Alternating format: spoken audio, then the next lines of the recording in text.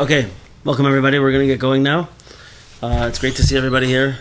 A few people are still coming in the door, but we're going to start anyway. How you doing, Laurie? Good? All right. Alter, Mirna, I hope you're well. Okay, we're going to get going now.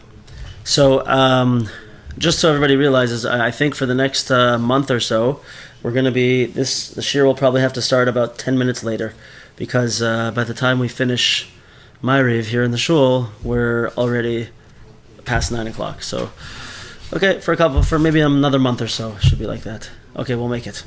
All right, so where are we now?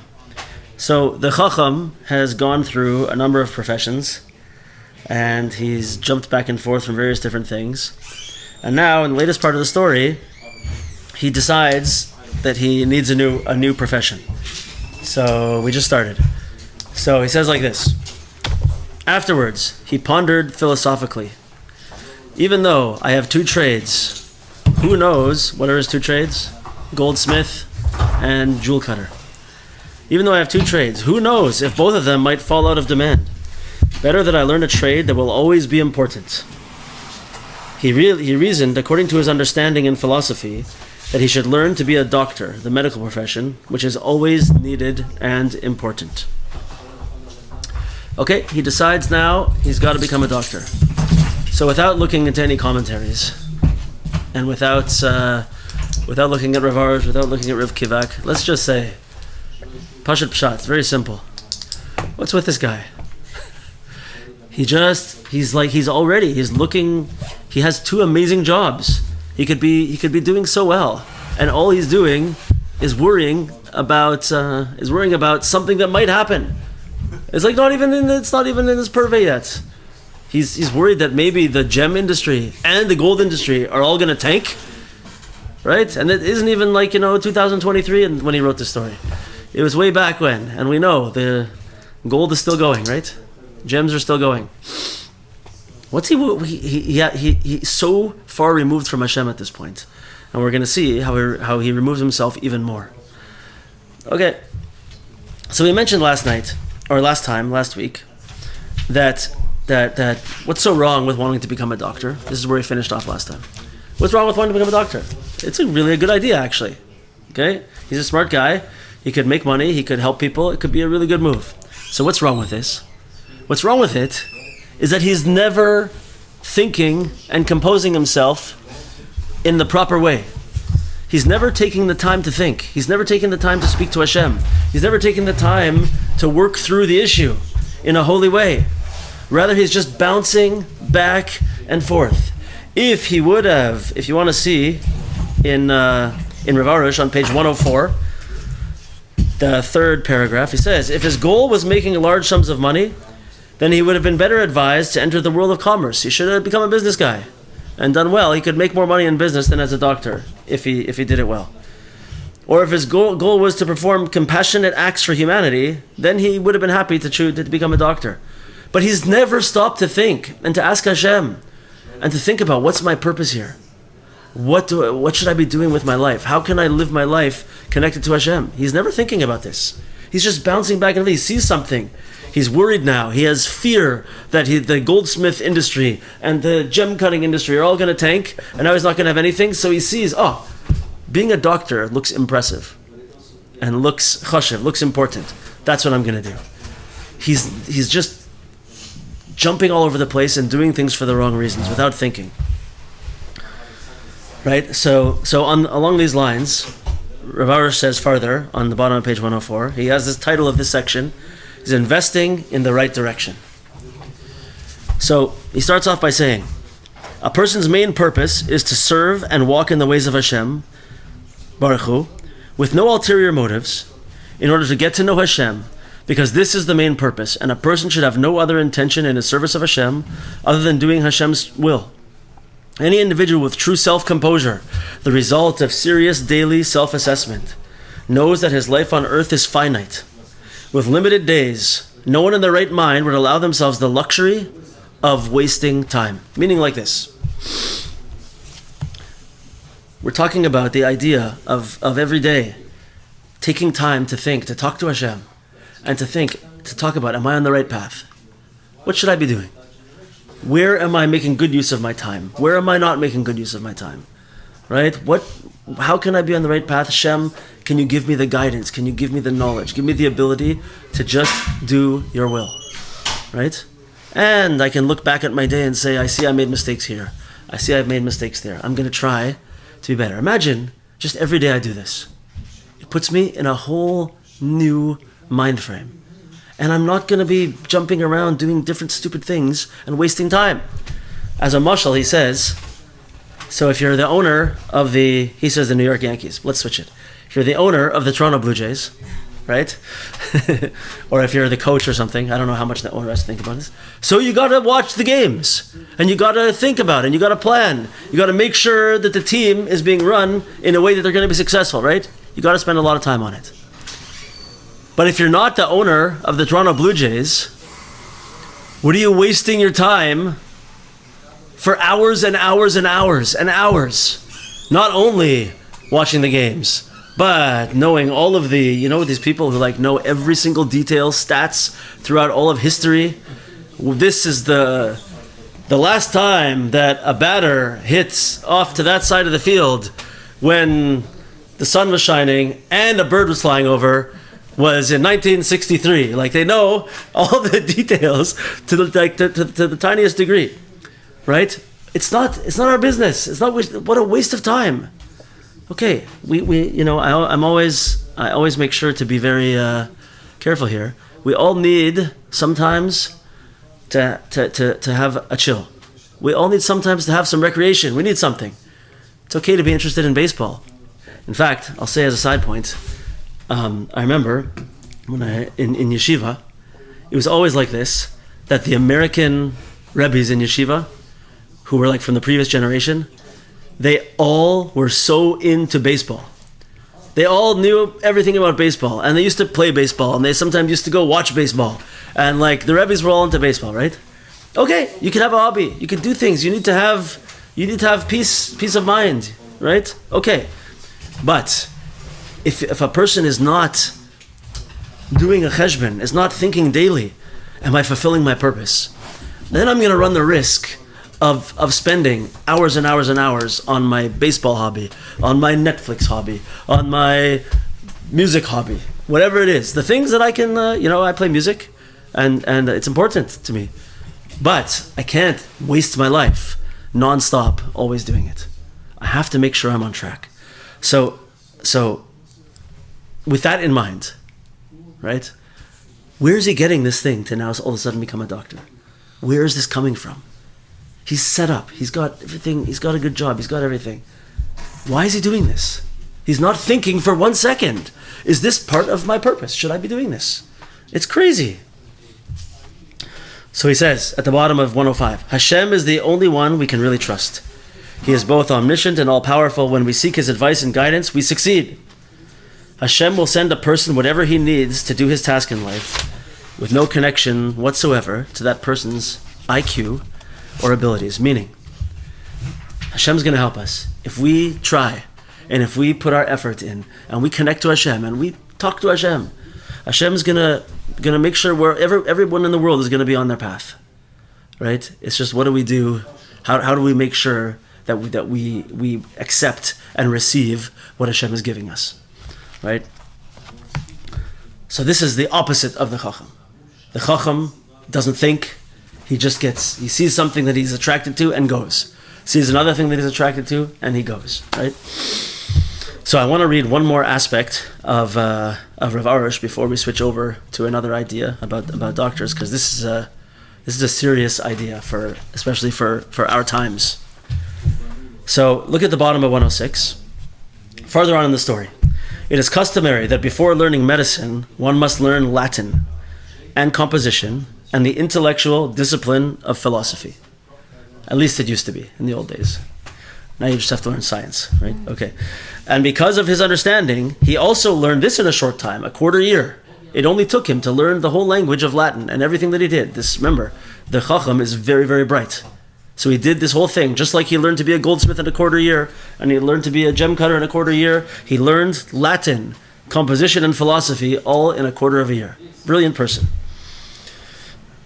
He became a great doctor and a philosopher and an intellectual, versed in all the intellectual disciplines. Mamish, he's at the top, right? So let's ask. So Rav Arush says like this: let's ask ourselves a question. How is it possible to learn such a difficult language as Latin, let alone all the major intellectual disciplines, in 3 short months? Okay, we know he's smart. He's a quick study. But come on, to learn a whole entire language, Latin, together with philosophy and all the other wisdoms, all in 3 months? How is it possible? How did he do it? So he says, this is the scary part. He says, the answer is that when the Creator desires to punish a person severely, he gives him dazzling success.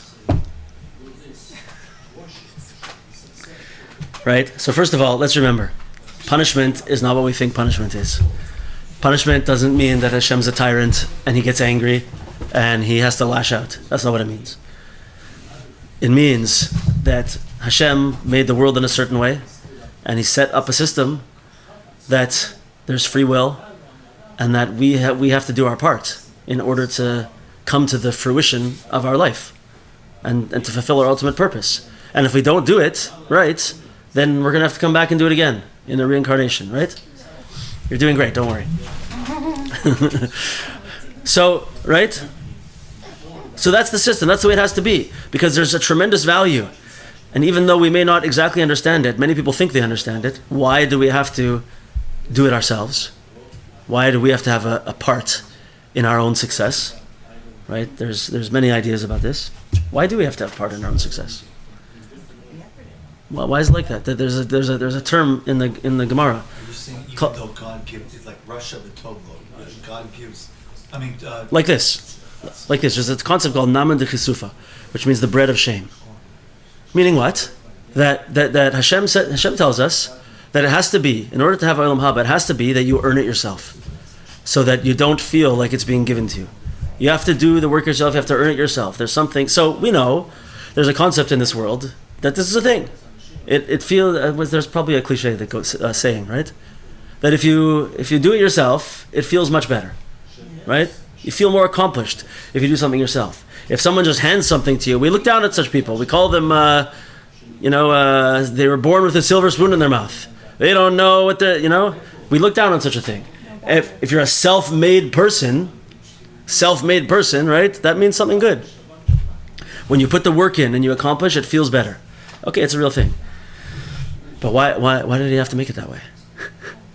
Why didn't he just make it that he gives it to us and it feels just as good? He could have done that also. Why? Make it so that it's equally as good. See, we're all speaking. These answers are all because we already live in this world. But he could have made the world. He could have made us that we don't even have to have husband and wife or parents. We just reproduce by something grows off of our shoulder, and there's our new child, and it goes, and it doesn't need to have any connection with us, right? We don't have to have parents. We don't have to breathe oxygen. He could have made the world any way he wants. He could have made it that it feels just as good to not accomplish it yourself and get the reward. He could have made it that you don't need to fail first to get it, to learn. Yeah, he could have made the whole system different, but he didn't. He made it this way. Well, it's through the trials and tribulations of life that a person grows. I agree. Overcome obstacles. But he didn't need to make it like that. It didn't have to be that way. Why does it have to be that way? Tell us. So I heard once, one time. One time I heard a very geschmack answer to this from Rabbi Bradowitz of Toronto, Rabbi Bradowitz. I asked him this question, and he said that the way we have a mitzvah to emulate Hashem, right? To walk in His ways, to emulate Hashem. And one thing that you see in some of the Kabbalistic writings is that the way that you develop closeness when it's only spirituality, in Ruchnis, where there's no space, there's no physicality. What does it mean to be close to something? It means to be the same, to emulate, to be the same. That's how you become close to something. So we have this mitzvah to emulate Hashem because it's when we emulate Hashem that spiritually we become close, right? So one of the aspects of Hashem that can never change is that Hashem can't be given something from something else. He can't be lacking something that has to be given to him. So in order for us to emulate Hashem, it has to be that we develop the same thing.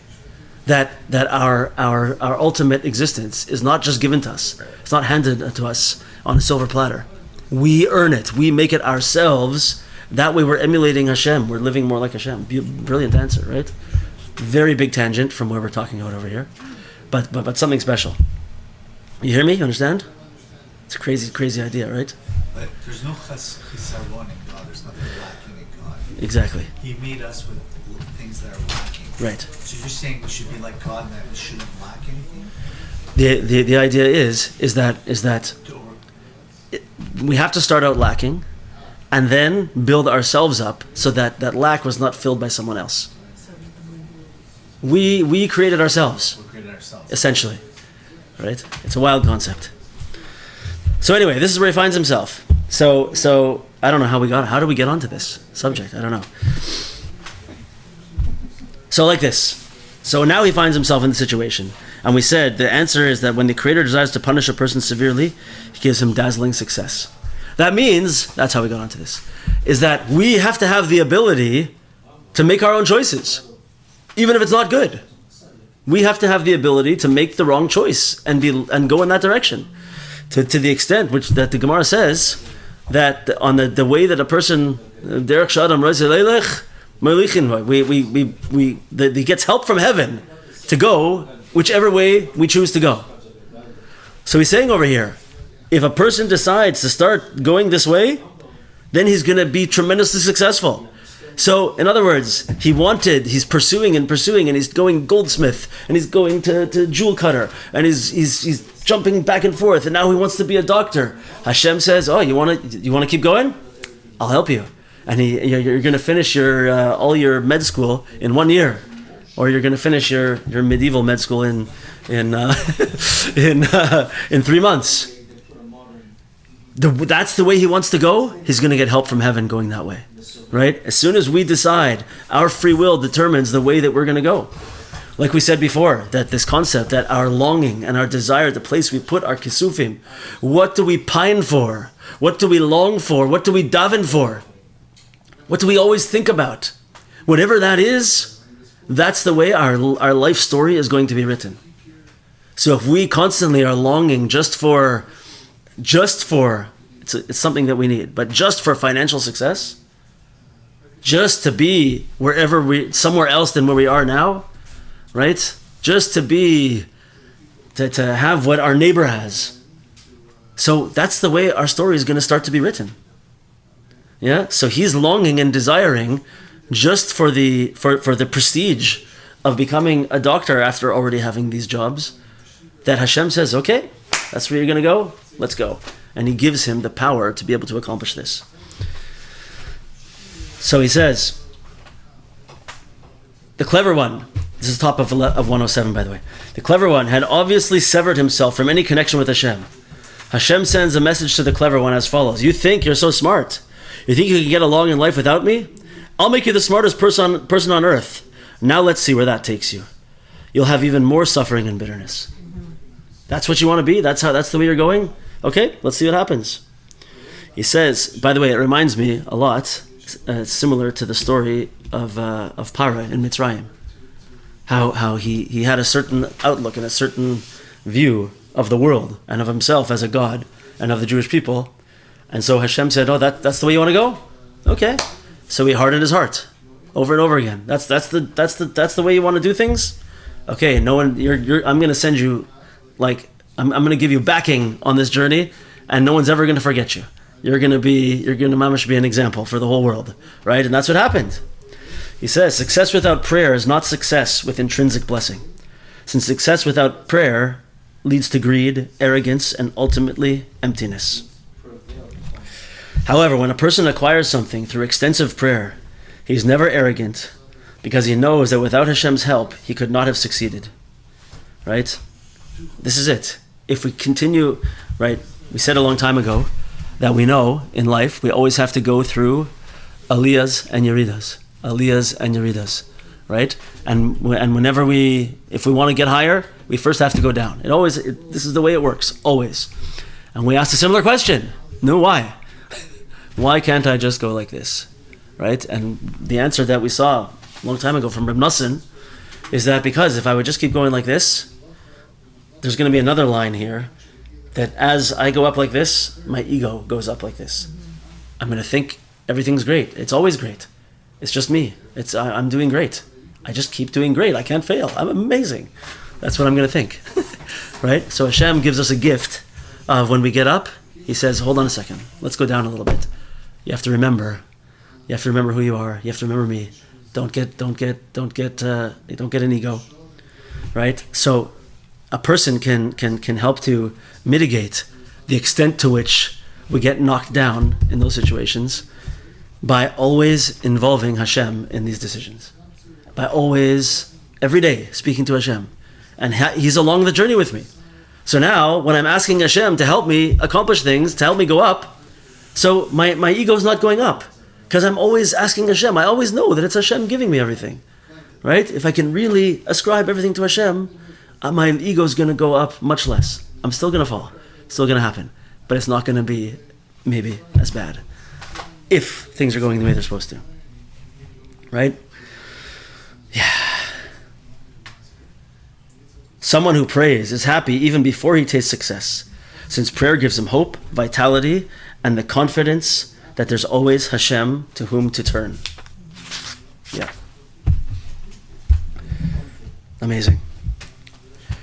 Beautiful, beautiful, beautiful. Okay, so he becomes a doctor. Everybody with me on this so far? Yeah? Okay. So he becomes a doctor. So let's speak about one other aspect about being a doctor from Rav Kivak, which is pretty awesome. So first of all, as is Rav Kivak's derech, I'm not going to go into it this time because it's a little complicated, but he explains how the idea of doctor and refuah contains within it, the word refuah contains within it a whole bunch of Kabbalistic secrets. Just within this word that Rabbi Nachman wrote over here. And we know that the great Kabbalists have said about the stories of Rabbi Nachman that they don't really belong on the children's nursery rhyme shelf. They belong in the canon of Kabbalistic works. They're so deep and so holy and so filled with Kabbalah. Rav Kivak sometimes reveals some of those secrets.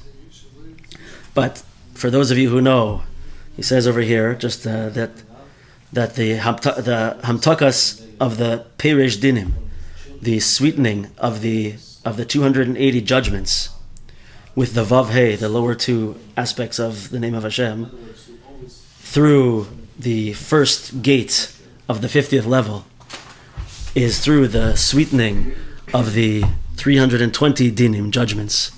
That through them, that's what happens over here, and we come to this place of V'chamas HaMelech Shechacha. Deep stuff. We're not going into it. I don't understand it all myself, and that's one good reason why we're not going to go into it. But the other is it's very complicated. Okay, so he says like this. Rav Kivak says like this: Ikar ratzon ha'adam lahargish toiv sheharoife yilmad oisoi his amlos va'achila diatenis. So a person wants to feel good. So what does he go to a doctor for? The doctor's going to tell him how to be healthy. He's going to show him how to exercise. He's going to put him on the right diet. So a person will be happy. So he's going to feel good. He's just going to feel good to the extent where he's going to be in a state of shachacha. It's from the line in Megillas Esther, which says Chamas Hamelech Shachacha, that the anger of the king settled. Went down. You're just going to be in a state where everything's good. Everything's good. So I'm going to work on my health. I'm going to do everything I can. And through that, I'm going to be great. Everything's going to be good. I'm not going to have anything to worry about. He's not going to be afraid. He's not going to be afraid of anything lacking in his health. Because I have a doctor who takes care of me. So I have nothing to be afraid of. So what is he doing? He's giving himself like what we call a sweetening of the judgments. He's giving himself menucha. He's giving himself a state of total confidence and menucha that's not true. Everything's from Hashem. We have to turn to Hashem. This is the root of all kafira, of all those who, kafira means a denier of Hashem. It means someone who's not connected to Hashem, who doesn't trust Hashem, who doesn't live with Hashem.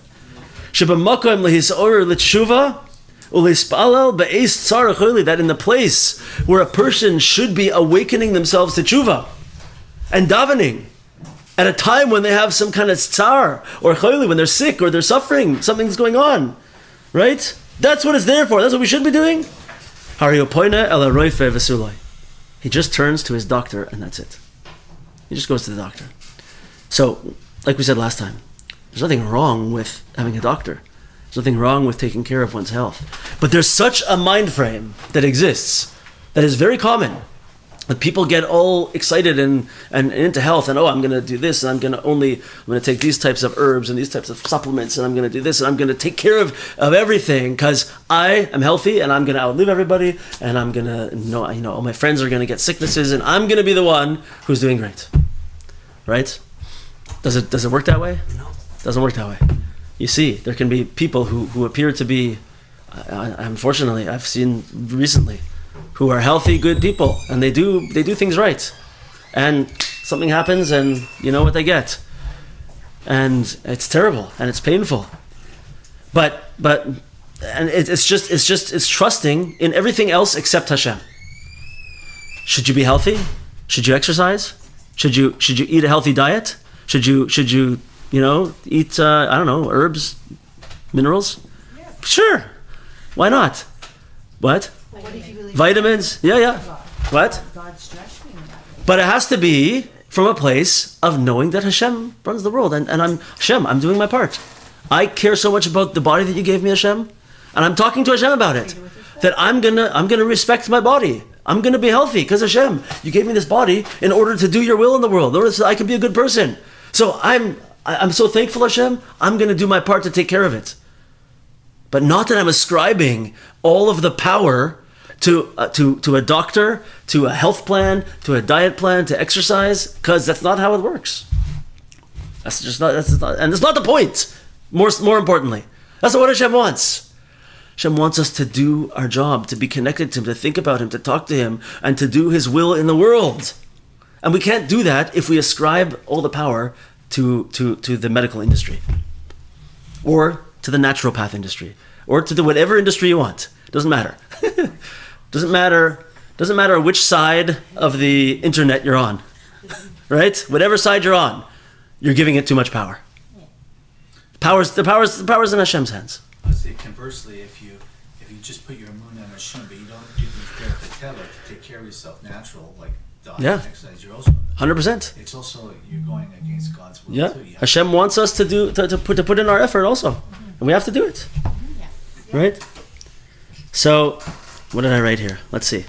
V'chein refuas hanefesh asher ikara eino ela yedei shmiras haTorah shebezeh mekabel soiva de kedusha mehaaras hamakifin sheish malavushin hamachmamim es nishmasai. Okay, he says also now when it comes to mental health as well, right? The same thing exactly, right? That there's an aspect of Torah and there's an aspect of emunah that where spiritual forces can help a person to overcome psychological problems. Now, nobody get mad at me. I'm not saying I'm not saying that don't go to doctors but it can't be only that. And we can't lose our emunah that Hashem has power, that Hashem can heal me also. Right? I know many people and very closely who have suffered with different types of anxiety and depression, and they were medicated, and sometimes it worked, sometimes it didn't. But through very, very serious efforts in Torah and in Chassidus and in working and in prayer and in connecting to Hashem, they were able to receive something from Hashem that took them out of that state. Please, anybody who's watching this, I'm not saying don't go to doctors and don't. Sometimes I believe that these types of medications are important and necessary. Believe me. I'm just saying it can't only be that. We have to give the power where it's supposed to be. We have to give it to Hashem. There's spiritual forces in the world. We don't believe in Hashem? You don't believe Hashem can help us? That's where our belief has to be. That's where our emunah has to be. And then we'll do our part as well, of course. We always have to do our part. Yeah. Okay, it's scary stuff.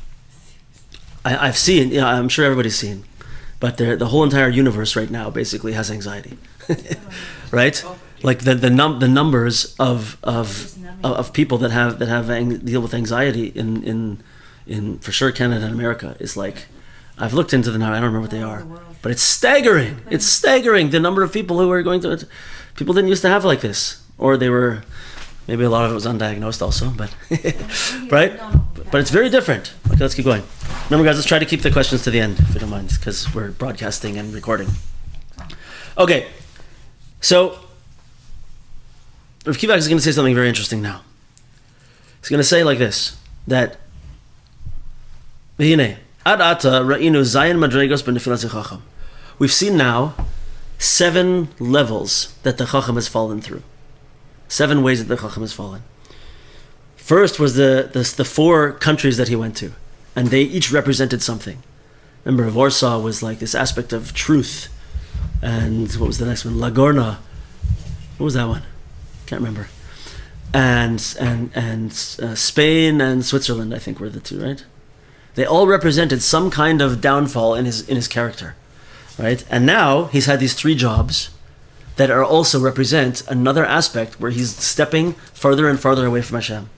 So it's these 7 steps that he's taken downward, and they correspond to what we say: Sheva Yipol Tzadik V'Kam. A tzaddik falls 7 times and gets up, right? This is the character of a tzaddik. It's that he falls, keeps falling 7 times, and some people say he has to fall 7 times in order to become a tzaddik. If you're a Lubavitcher, we're not talking about that exact same type of tzaddik that the Alter Rebbe says has to be born a tzaddik. Okay, it's different of opinions by the tzaddikim. Some hold you can become such a tzaddik, some hold you have to be born such a tzaddik. Whatever it is. We also use the word tzaddik just to mean a super awesome, righteous person. Right? Sheva Yipol Tzadik V'Kam. Such a person has to fall 7 times and has to get back up 7 times and keep going. It's part of the job. On the other hand, the Soifi Tevis of this term, Sheva Yipol Tzadik V'Kam, Ayin, Lamed, Kuf, and Mem are the letters of Amalek. Why? Because often Rosh Tevas and Gematrias, they don't come to make something the same, they come to show that it's either or. It's Zeh Lu'uma Zeh. If you do it the right way, it's going to be Sheva Yipol Tzadik V'Kam. You're going to be a tzaddik. But if you don't do it, you're going to fall into the hands of Amalek. Right? And this is where the Chochom finds themselves. Chochom Omer. Now the Chochom, everywhere he looks, it's like this. She'eno ma'amin b'mitzvahs ma'asyos. He doesn't believe in just simple practical mitzvahs. The Chochom needs to see it. Chochom Omer sha'kavana hi mashu midei gavoya. It has to be something very, very high. V'loy noisein l'smayach pashut b'kiyum kol mitzvah. He doesn't allow himself to just be happy, to just do the things that Hashem wants me to do. Everything has to be a Chochmah. Everything has to be the top of the top. If I can't come and daven with all the kavanas of the Arizal, if I can't know all the Kabbalah, if I can't do everything on the highest level, then I'm not even doing it. That's the Chochom, right? But the Tam is just doing what Hashem wants. It's just doing good things, simple things, and being besimcha with it, right? Aval hatam oimed betmimus besimcha ki mecha kulam tzadikim. Because by Hashem, everyone is tzadikim. Umishahu mahol bebris kodesh harihu tzadik. Someone who had a bris milah when he was a baby. If you're a boy and if a girl, you didn't even need that. You're a tzaddik already, right? It says, I think it says in the Zohar Kodesh, Kol Yisrael nikraim tzadikim al shem habris. Right? You're a holy person. You have a holy soul. And all those mitzvahs that you do connect on a deep level. It's like in Chabad Chassidus, it says that every mitzvah is like a strand of a cable that connects you to HaKadosh Baruch Hu. And when you do a simple mitzvah, this is why Chabad is going out and getting people to put on tefillin and giving ladies Shabbos candles, doing all these things. Because when you do a simple, practical mitzvah, you strengthen that connection to HaKadosh Baruch Hu. And when you do the opposite, and you don't do the mitzvah or you go against it, you sever those cords. And the connection to Hashem is the only thing that keeps us going. That's what gives us success. That's what gives us happiness. That's what gives us everything. So the stronger we make that connection and that cable, but pashtus, just simple things. I'm doing a mitzvah. It's not my business what's happening in the Olam HaAtzilus. Maybe, right? It's not my business. Just do it, b'simcha, and be happy that Hashem gave me something. Oh, that's tamimus. That's a happy person. That's a person who's getting closer and closer and closer to Hashem. But the Chochom says no. If I don't know all the depth and I don't get the Kabbalah to it, it's not for me. So what is he doing? He's ripping one of those cords out and making himself further and farther from Hashem at every step. At every step.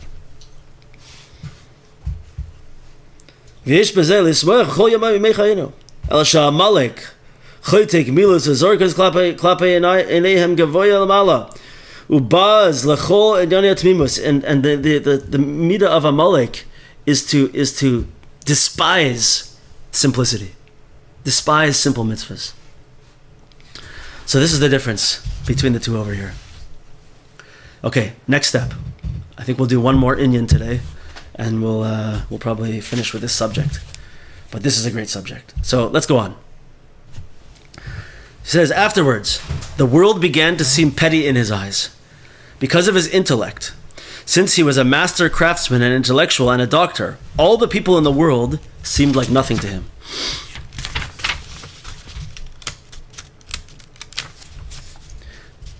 So he contemplated to fill his goal and take a wife. And he thought to himself, if I marry here, who will know what became of me? I will return home so that they will see what I have become, because I was once a small lad, and now I have come to such a success. So many things here. So, says Rav Kivak over here, we've heard this a few times now. This is like one of the main definitions of the Chochom. Shezeh kol tachlisai. This is his whole entire purpose. Sheyedu ma shenasa mimenu. That people should know what he's done and what's become of him. Everyone should see everything that I did. Everyone should see how great I've become. Kichol ma'asav laman kavod atzmai. Everything that he does is only for his own honor. That's why he does it. That's it.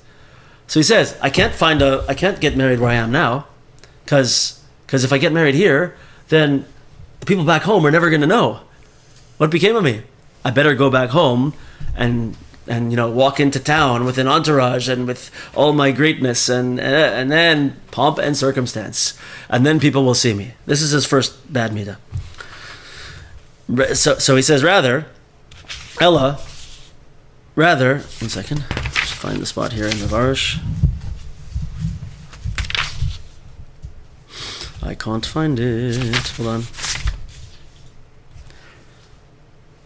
So he went home. So he went and traveled home and suffered greatly along the way, since because of his intellect, he had no one with whom to talk, and he could not find lodgings according to his taste, and he had much suffering. This is one of my favorite parts. So we're going to read. We'll do the Rav Arush for this next week, but let's see what Rav Kivek says about this. Klal gadol hu. So first of all, this is a scary point also. Klal gadol hu. Kasheyesh la'adam yisurin. A great principle that when a person has suffering, when a person experiences suffering, simin sheyesh by chachmas. It's a sign that this person has chachmas, the wrong kind of chachmas. It's a sign that the person is like the chacham of our story, has some of this in their mind, right?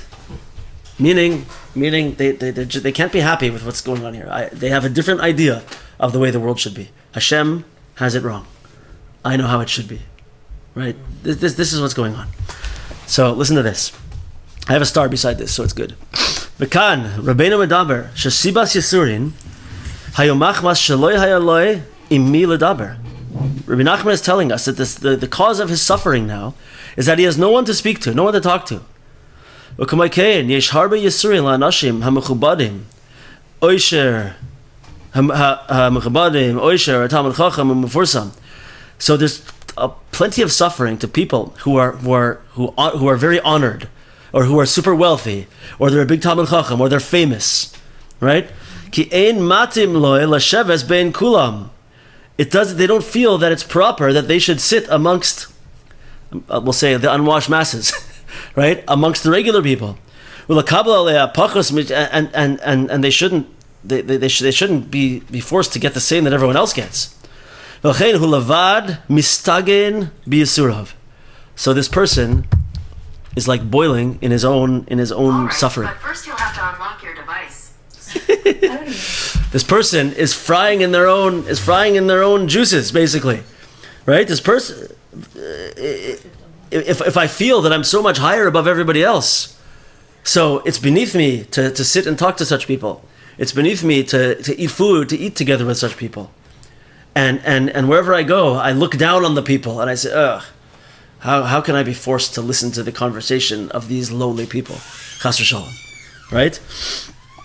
V'derech ha'emes hu ledaber im kol echad b'safa shaloi v'az tuchel yois im kulam. The proper way to do things is to speak to every person on, I'm adding a bit to the translation, on their level, whoever they are, in their own language. Speak to them in a way that they can hear you, and then you can speak with everybody. You can be with everybody. The more that a person lowers themselves down to speak with other people about things that are important to them, Kain marviach yoiser, then the person will do better. He'll live a good life. Bli yisure hachachos, without the suffering of quote unquote wisdom. Right? Imagine being such a person. Everywhere you go, it's like, I have to talk to this type of person. How can I be forced to like going on public transit, and you have to sit beside somebody and they start talking to you, right? Listen, I'm not trying to say that I'm like a super humble person or whatever, but I love talking to unique people, like outside in the world, right? And, I always say you see the change in a person if you go to the shopping place, Sobeys or whatever, the grocery shopping, and you look at the person and you say their name and ask them how they're doing today. They look up with surprise and a smile. They're like, because no one says a word to them. Nobody cares. They're like a robot to everybody, right? When you speak to somebody, just talk to them and have something to offer to them. Like, life is happy. You see smiles. You see happy faces around, instead of just a bunch of robotic existences throughout the world, right? So you're saying over here, you think you're so great, and it's beneath you to talk to the those people on the subway who are a little bit unique, as long as it's safe, right? Or whatever, or to just people who you think are not as smart as you, or they're not in the same social status as you, right? You're going to be miserable. Everywhere you go, you're going to be miserable. You're going to be facing self-imposed suffering all the time. You're going to be frying in your own juices, right? You want that? Is that good? Knock yourself down a few rungs, lower yourself down, and speak to a person, if you have to. Maybe you're the low one, right? Maybe other people have to lower themselves down to speak to you. Who knows, right? But just try to speak to a person in a way that you can connect in a good way, without ego, without levels. Just be together. It reminds me of Uman, by the way, in a few ways over here. It's like this. Two things about Uman that are coming out in this thing over here. The first one is I think I told you guys before, one of the favorite sites I ever saw. I tried to take a video of it, but sometimes if you press the video button and you don't press it like again, it doesn't turn on. So I missed the video of it, but there was like a concert in Uman one of the nights, and there was like a young guy, like in normal modern clothing, and he was like dancing, but doing like, I don't know how to say these words, but like fancy modern dancing, like, I'm not going to pretend to do it, like very good new modern dance moves. I don't know what I sound like right now, but okay. So he's doing this, and as he's doing this, there's like a circle of people forming around him, watching him do these amazing dance moves and like, flipping, doing flips and all this kind of amazing stuff, right? And all of a sudden, at the same moment, right in the same place, this old Yerushalmi chassid, like an old man with a long white beard and payas and a long coat, dances into the circle with him and holds his hand, and they start dancing together, these two people. Wow. Right? This like old Yerushalmi chassid is dancing with this modern breakdancing or whatever it's called nowadays guy together, and you know what? Neither of them cared who the other person's level was in any way whatsoever. Right? This is the idea that he's talking about over here. If you want to put yourself up and say, I'm above this person, then you're just going to be like, I'm getting out of this place. And you're going to walk away with a bad taste in your stomach, in your mouth. And what are you going to be doing? You're going to be frying in your own juices, living in your own self-imposed suffering. Or you could be like this old Yerushalmi chassid was, and this young breakdancer, and dance together and not care whose level is what in breakdancing or in Torah wisdom, whatever it is, and you're smiling and you're happy and you're dancing, you're besimcha, right? This is a very special aspect of being in Uman during Rosh Hashanah. The other thing is that in order to go to Uman, I was thinking about this. This goes along very well with this. In the next part, what time is it? Okay, we have a few more minutes. The next thing he says over here, I'm going to say this very, very much bekitzer without going into the words over here, but he says, Loi haya moitze achsanya kiritzaynai, vayel yisurin harbe. He wasn't able to find lodgings that were agreeable to him, fitting for him, and so he was suffering greatly. So, there's different types of people in the world who require different levels of comfort based on what they're used to sometimes. Okay, sometimes you're used to a certain way of living and it's very hard for you to go out from that level of comfort, right? But then there's another type of people who when they're traveling somewhere, they are mean to the people serving them, right? They're always calling and complaining to the hotel management because things aren't exactly perfect, or I didn't like the look on the face of the person who folded my towels today, right? Or the food wasn't like how many times usually in most kosher restaurants that I go to nowadays, it's not really the type of situation where you send the food back because it's not perfect. Okay, it's maybe not that's another story. But some people will send things back like multiple times. It's not perfect, take it back, and they'll be mad and they'll be angry, and they'll, right? Like, what are you ruining your life for? Everything has to be perfect? What are you, a king? Everything has to be exactly perfect? And if it's not exactly perfect, I can't take it, and I'm suffering and I'm angry, right? So you could be this person who's traveling, and every step of the way, that Uber driver smelled bad.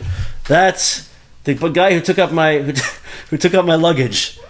He wasn't nice to me. He didn't smile. This and that, and everywhere you go, you can pick things apart, and you're having a terrible time. And what are you going to do when you get home?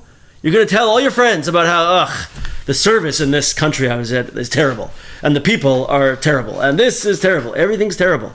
You're living a terrible life. You're living your own self-imposed suffering, right? So this also reminds me of traveling to Uman because it's not a vacation. It's very difficult, and you don't get a lot of sleep. And if we're traveling to different kivrei tzadikim, and like maybe not sleeping at all sometimes, and the lodgings are not fancy by any stretch of the means, like really not.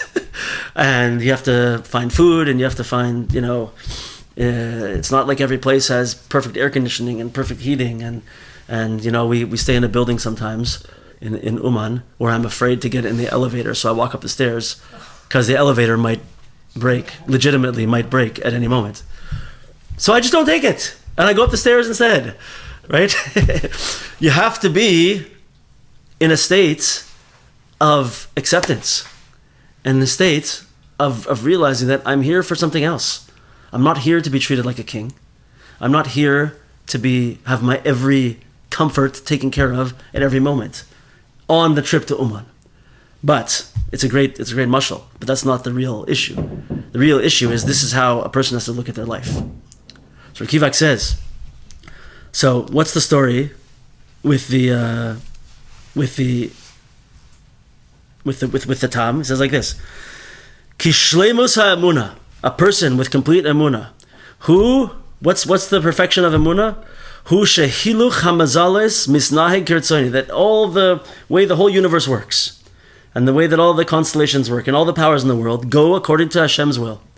Shema'amin shekol ha'olam hu achsania. The whole world is my lodgings, is my hotel, is my lodgings. Lehiluch hamazales kirtzoni yisborach, and it goes the way Hashem wants it. Hashem makes the stars go the way they're supposed to go, makes everything happen in the world the way it's supposed to happen. Every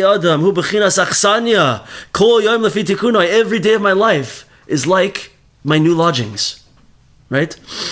But if a person is walking around as a Chochom, a quote-unquote Chochom, every day something's not going the way he wants.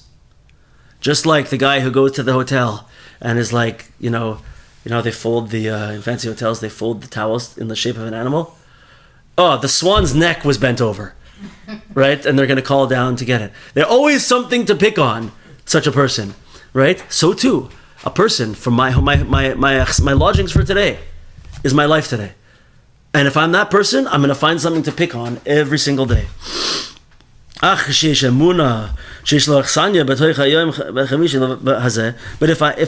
have emunah and I believe that I have lodgings in this world today, on Thursday it's going to be like this, and on Friday it's going to be different. Even if the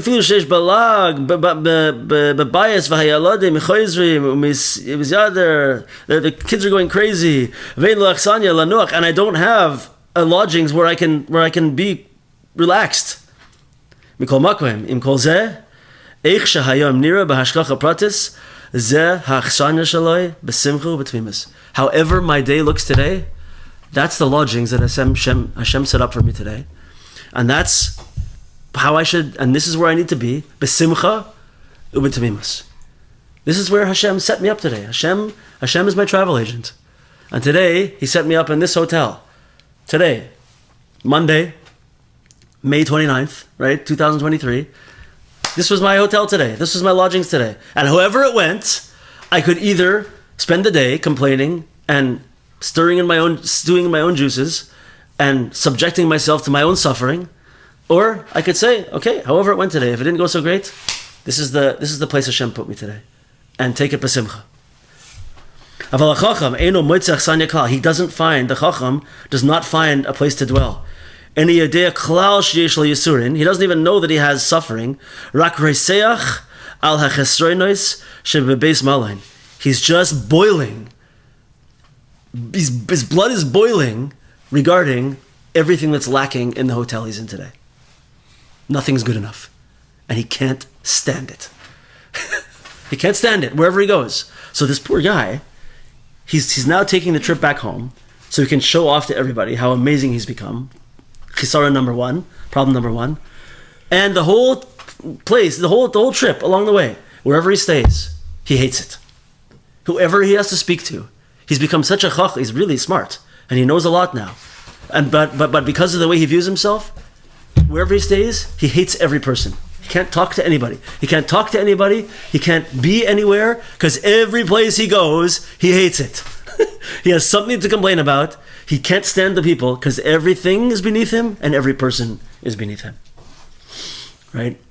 So I think about this in the way of, people like to say that in our generation, there's a midah that was not nearly as strong in past generations, which is the midah of entitlement, of feeling entitled. Right? And I feel like it's a very, very big chisaron. It has a side of kedusha if it's used in the right way, which maybe we'll talk about next week. But this is the way the world is right now. If everything is not exactly perfect the way I feel it should be, so I need to yell and scream, I need to complain, and I need to cancel people. I need to cancel organizations. I need to cancel this hotel chain, right? I'm going to tear you down. I'm going to sue you. You didn't do things exactly the way that I think they should be. It's not good enough. No child is happy if they don't have the, I don't know what they are now, Xbox, the, I don't know, whatever, electric scooter, electric bicycle, everything. We have to have everything. If we don't have it, it's not acceptable. My parents are the worst, and they're, right? You know, children are divorcing parents nowadays. There's a thing that they get a lawyer and they try to divorce from their parents because they don't like their parents. Maybe it's needed sometimes, I don't know. Right? But this is the way it is. And all marriages are falling apart because everybody expects that everything always has to be perfect for me, and both sides think like that all the time, and no one has the old view in their mind that I made a commitment. I'm going to make it work, and I'm going to be the giver. I'm not going to be the expector. I'm not going to be the one who's expecting all the time. And people are just entitled. And when my needs are not fulfilled, my quote-unquote needs are not fulfilled, I'm bitter, and I'm angry, and I'm unhappy, because nothing is good enough for me. This is the opposite of living with emunah, and seeing that everything that Hashem gives me today is made for me. It's hashgacha pratis. Everything that Hashem gave me is my lodgings for today. And I have to approach them with simcha and gratitude. So, being entitled, and thinking we're better than other people are the ingredients for sadness, for suffering, and it's one of the worst character traits of the Chochom. Okay, so we'll hold it there because we're at 56 minutes. And next week we'll continue on this idea. We'll see how the Tam fits into this, and we'll see what Rav Arush has to say about it. Any comments or questions or